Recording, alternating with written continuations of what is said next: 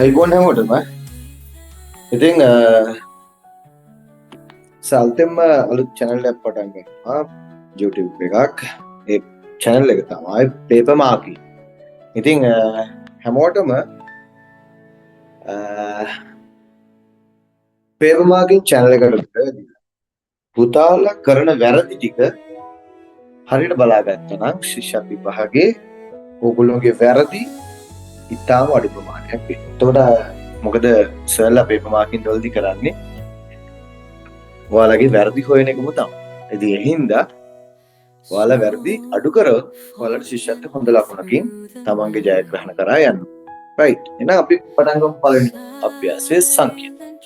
මේ සංඛ්‍යා පාඩම ගත්තාම ඔයාලට පේන අපතේ මේ සංඛ්‍යා පාඩමේ පළවෙනි ප්‍රශ්නේ විදිහට මම දීලා තියෙන්නේ සංඛ්‍යා නාමයක් ලිවීමේදී මූර්ධක ල භාවිතය කරනවා.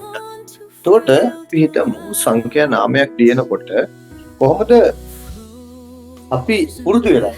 අපි ගොඩක් පුරුදු වෙලා තියෙන්නේ ඔයාලා මූර්ධජ ල ලියන කම්මැලි ඔයාලා ලියන්නේ දා. ඒක අපි paper marking ගියාම අපි ඒක අනිවාර්යෙන් දකින්න.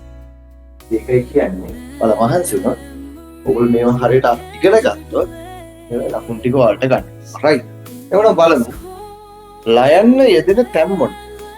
සාමාන්‍යයෙන් සංඛ්‍යා නාම ලියනකොට ල යෙදෙන තැන් 4යි.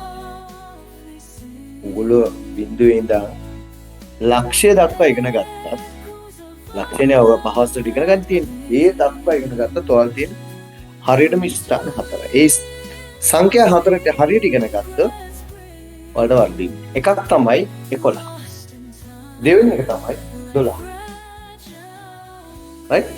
තුන්වෙනි එක තමයි 15. શબ્ද කරන්නේ 15.